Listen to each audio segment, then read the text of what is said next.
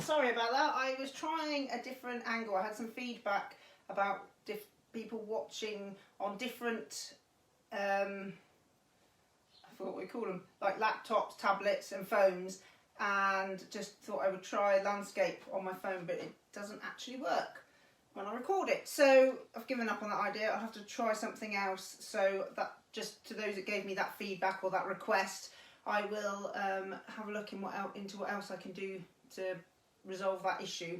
That when you're looking at a big screen, you only got the middle bit of the... The other thing, I had some lovely feedback and a bit of information about what some people are struggling with, and a lot of it is kind of hip arthritic changes and knee arthritic changes. So to reflect that, I'm going to move a little bit into today being a bit more lower limb, a bit more than what we've been doing, which we've been doing a much more all over body. So just this week we'll focus a bit more on lower limb, maybe go back to all over body again and then come back to lower limb. But they're exercises that will be used in physiotherapy, and so if you usually see a physiotherapist or whatever, it's similar exercises to what I would do when I'm working in the NHS. Okay, so let's get started. Just do a little bit of a mobility warm up. So as usual, chair if you need it. So we're going to start off with just getting the spine moving, so a bit of twisting, a little bit of side. So if you're doing this sitting, keep going, alternate between twisting and looking and taking your head with you and side bending. And if you're doing it stood, make sure you've got a good wide foot stance. So feet, I want at least hip shoulder width apart, and you're just side bending, getting those joints in the low back warmed up. May feel a little bit of mild stiffness as you get going, a little bit of discomfort, and then a bit of turning. Get that spine moving. Take your head around too, so you're getting the neck moving more fluidly. Lovely. And then if you're sitting, just to start opening up the upper part of the back and the chest, what you're going to do is you're going to sit, you're going to reach up and back down, and reaching up. So you're just getting that movement through your upper thoracic, getting the shoulders going, extension through this through this thoracic spine, the upper back is a really nice exercise to do if you find yourself doing a lot of activities forward facing, so sitting and reading on the computer, driving, watching TV, cooking a lot, just gets that movement through. So carry on doing that sitting, take a break if you feel you need it. Sit standing, feet nice and wide, and all you do is just letting your back, if you can come all the way through and that doesn't bother any issues with blood pressure or dizziness, that's great. If it does, don't do the swing all the way down, but just reach up, let your arms come back down, reach up and let your arms come back down. When you're doing that, I want a little bit of tension through your lower tummy muscle, so your abs are holding your pelvis neutrally, so you're not arching your back too much. So a little bit of tension through lower tummy, reaching up towards the ceiling and just back behind your head if you can. If your shoulders don't allow that movement, just try bringing your shoulders back, sticking your chest out.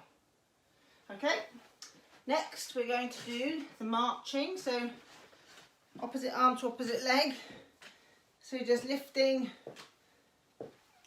getting the torso muscles, so your muscles working all the way through your tummy.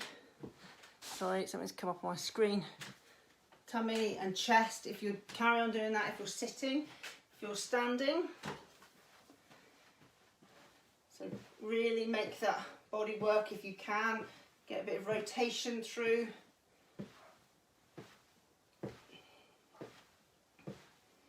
Okay, lovely. So you should be feeling you've got a bit of increased heart rate. Feel like things are moving a little bit more, a bit warmed up.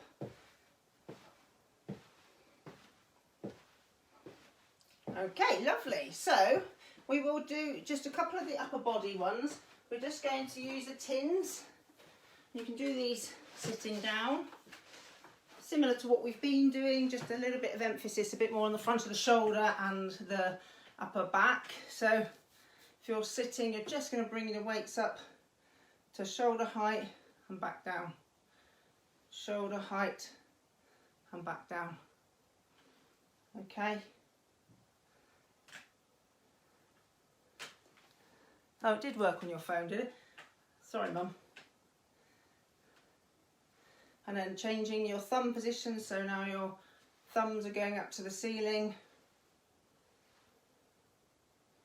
You may find one's more comfortable than the other. Sometimes that's a little bit to do with what changes you might have in the shoulder joints themselves. Okay, and then we're going to do shoulder press. So these will work the back of the arms and top of the shoulders. So just raising up, bringing the weights, which are your tins, to meet above your head, or dumbbells if that's what you've got.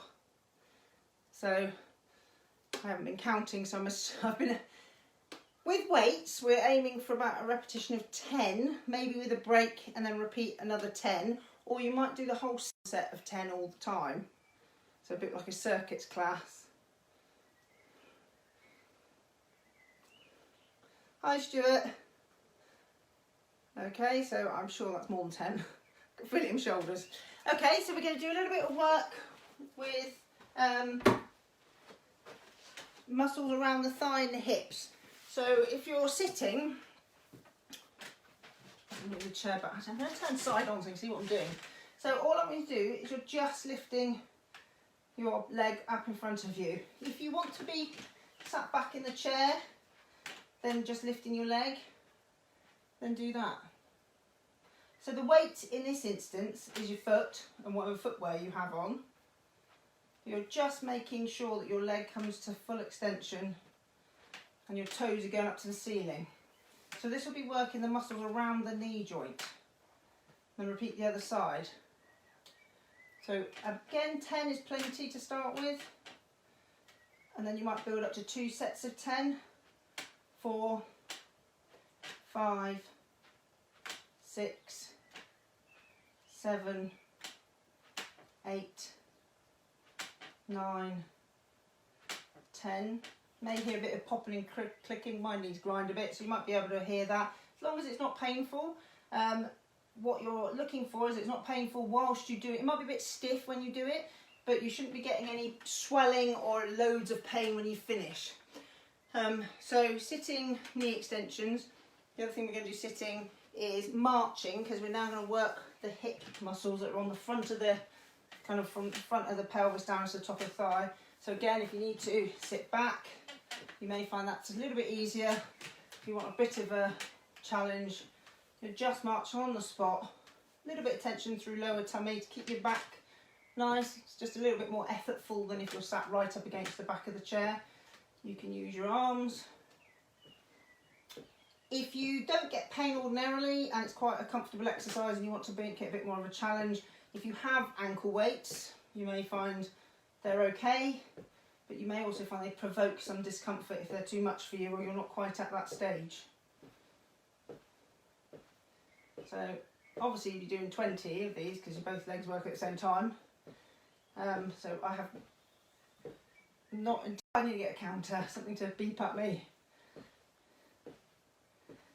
So I'm going to say that's probably 20.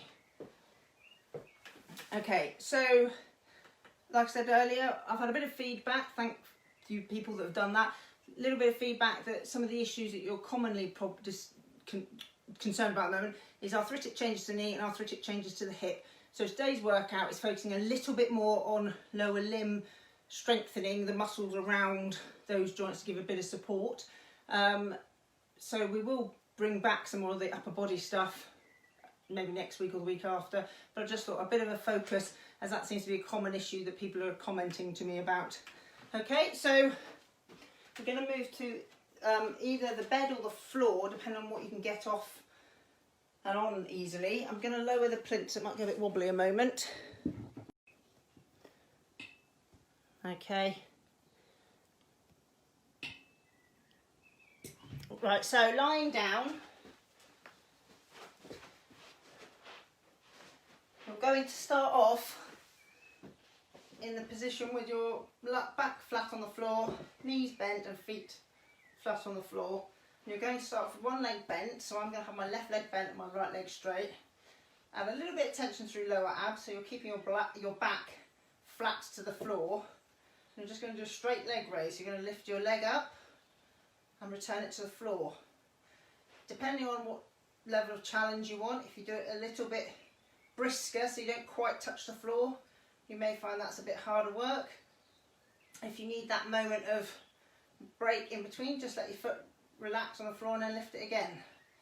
There's not a competition, do it at your pace, what suits you. Okay, I think that's 7, 8, 9, 10. So change legs. So I've got my right leg bent and my left leg straight. So as I said, either keep the pace up, just have a glancing touch with the floor, or have that moment of rest if you need it. That's 5. Hope everybody's had a good day today. It's been magnificent weather, which is often why it's hard to get in and do these exercises afterwards if you're sat outside enjoying the sun. 9, 10. Lovely. So lie on your side. Have your arms so you're comfortable, head support if you want, or lie flat on your side with your pillow to support your head. You're going to have your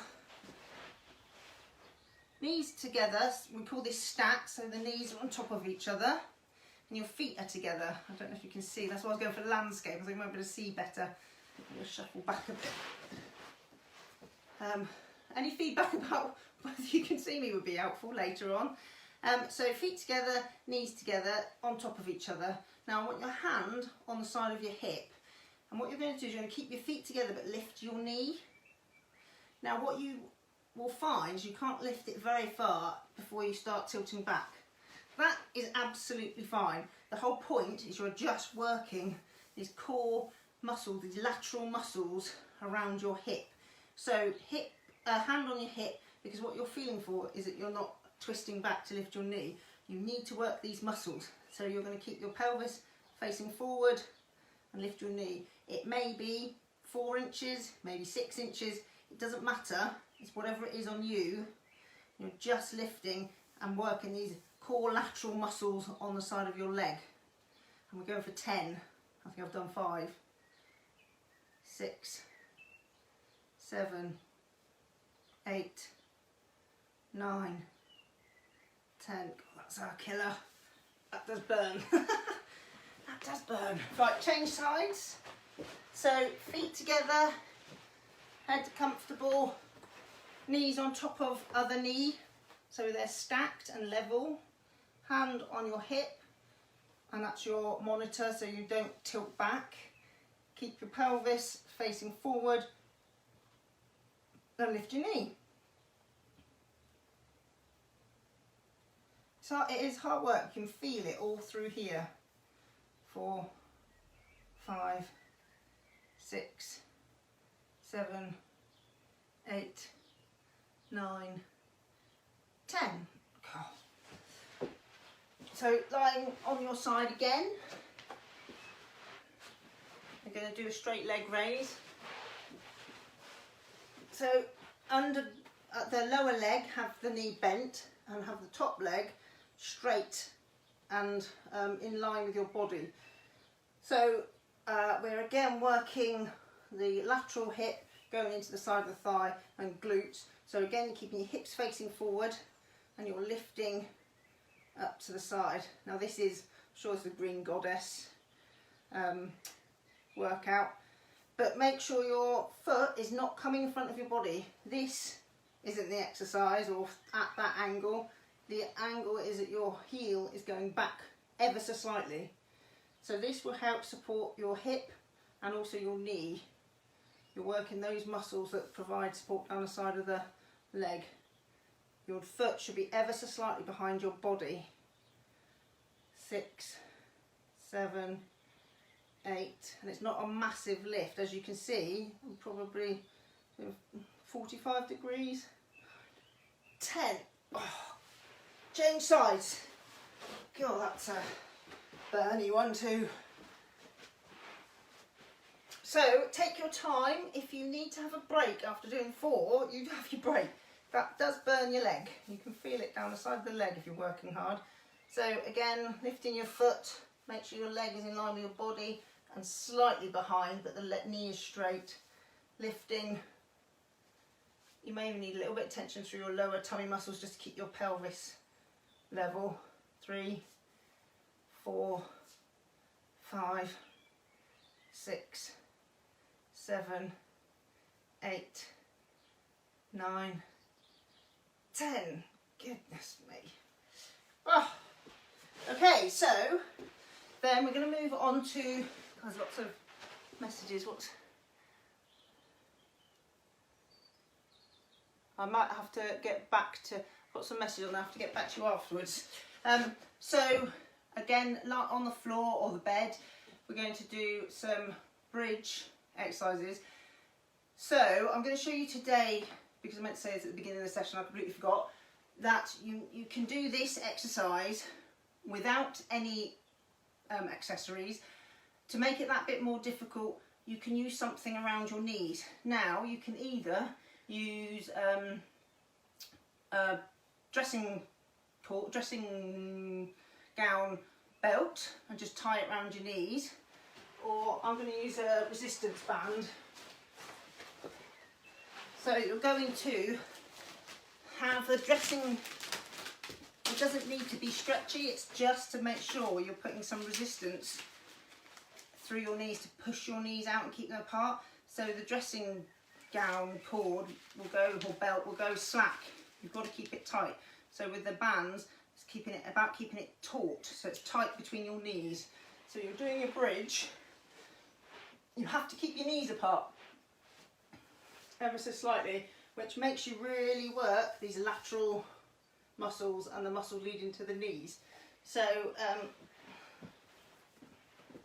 feet on the floor, knees pushing against your dressing gown belt, if you have one to hand, which you may have if you're in your bedroom, or resistance band, which I know some people, if you've had any treatment or intervention with knees and hips and things, you may well have them.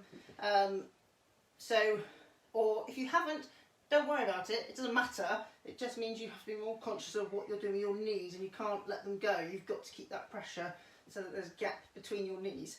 So lifting your hips, you are just going to have a couple of breaths, tight bottom, and then return your bottom down.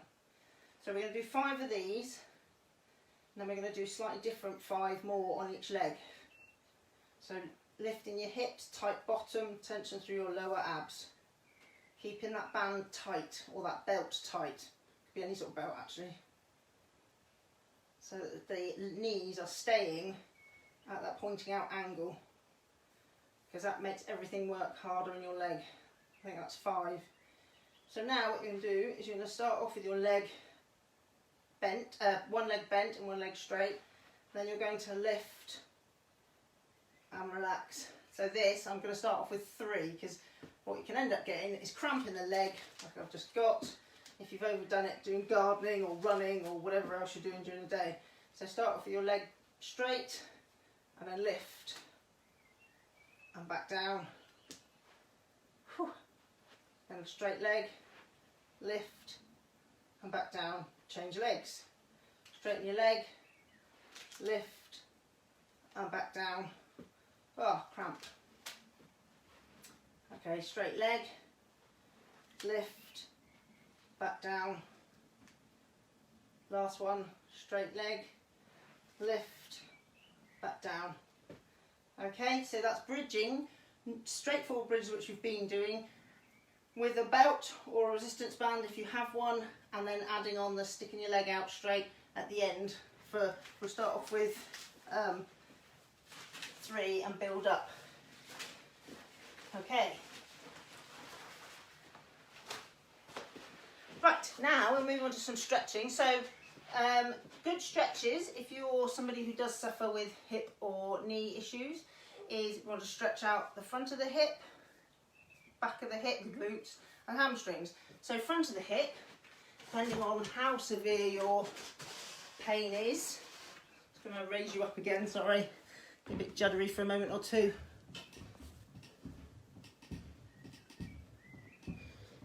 Hello Auntie Jilly, how lovely to see you.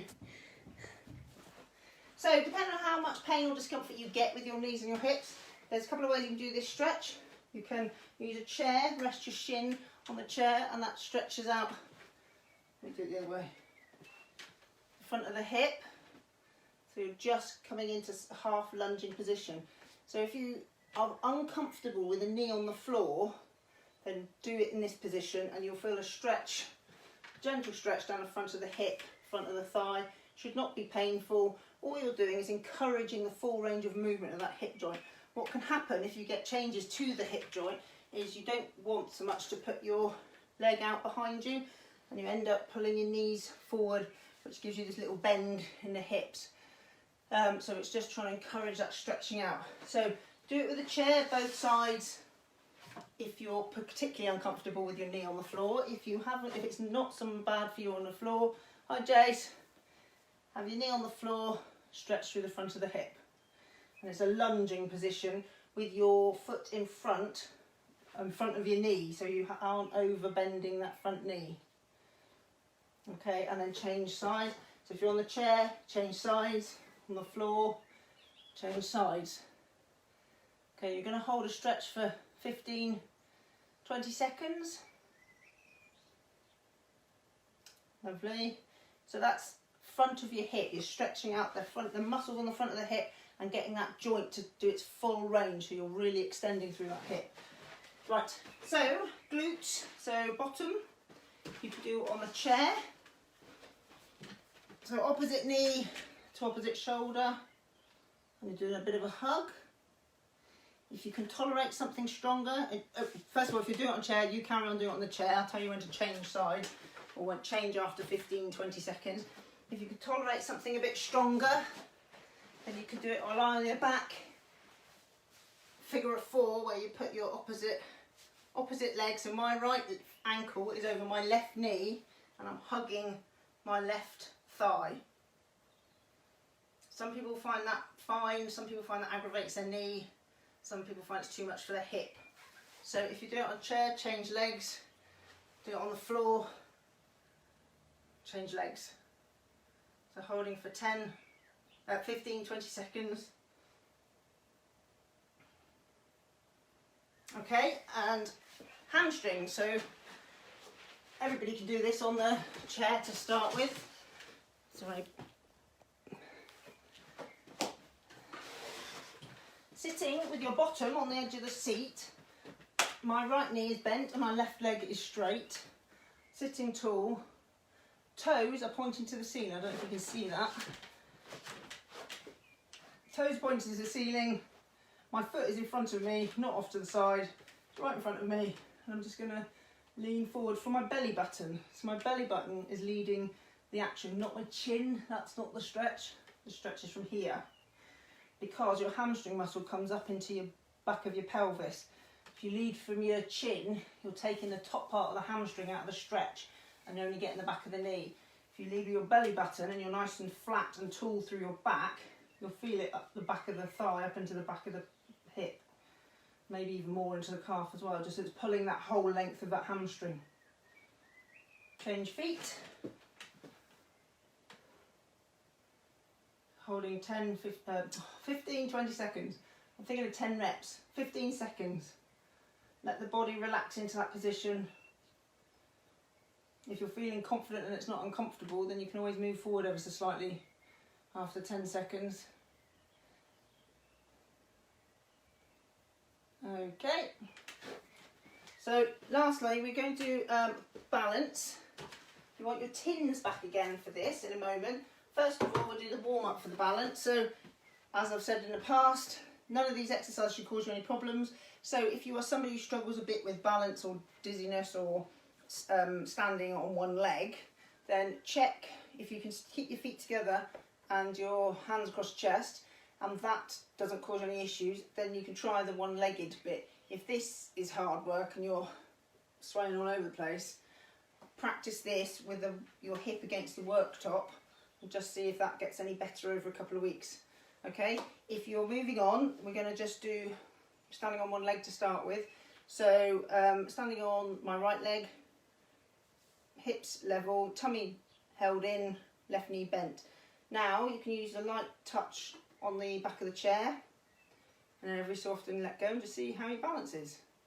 Ideally you're aiming for as long as you can before you have to hold on to balance again. That might be 5 seconds, it might be 10, it might be 30. And then ground yourself, feet flat on the floor, make sure you're balanced, and then change feet. So your feet will work really hard because you're getting messages from the brain trying to work out where you are in space and make those muscles work to balance you. Okay, lovely. So we've woken up the balance receptors. So we're going to do a bit of balance with your tins. So I want you to put your tins at straight in front of you. I never know whether that's 12 o'clock. Is that 12 o'clock? 12 o'clock right in front of you, and 9 o'clock or on your left, my left, right on my left. What I'm going to do is I'm going to stand on my right leg. I'm just going to really test my balance. So I'm just going to stand, use light touch on the back of the chair and reach for the tin with my left toe. So just reaching for my tin, reaching for the tin. So what you'll do, why this is more challenging, is because you're bringing rotation into a movement, and it makes everything have to work harder. So do it in your own time. It may be that you start off with the tin in front of you and the other tin, 10 degrees, 20 degrees away. So reaching foot in front of you, bring your foot back, reaching to the side, bring your foot back. As you get more comfortable, you might find you want another tin to stick a bit further over. So what you're doing is just making that brain really read where your foot is in space. So I'm going to change to the other side. So I am actually going to start with it in front of me and then just off, standing on my left leg, chair's there if I need it, reaching forward, come back, reaching out, come back. So ideally you're aiming for flat, straight pelvis, reaching, come back, reaching, come back, because what you're trying to do is get this to not be a problem. It just helps improve the agility. Don't worry if you're struggling at the moment. It does improve, it takes time, but it will get better and better, and you're not in a competition. So try that one when you've got a bit of time. If you're in the kitchen waiting for the kettle to boil and it's safe, it's not a bad exercise to try. So hopefully you've enjoyed today's session. As I said, great feedback I've had, given me some clues of which way to go with some of the classes, sessions. I really appreciate that, thank you very much. If you've enjoyed it, please like and share my page. I'm on YouTube as well if you want to go back and see any of the videos. And obviously subscribe to that if you like it, and give me feedback. Great to hear from you. I'm Caroline, I'm Stonehenge Osteopath. Any emails, info@stonehengeosteopath.co.uk. Thank you very much.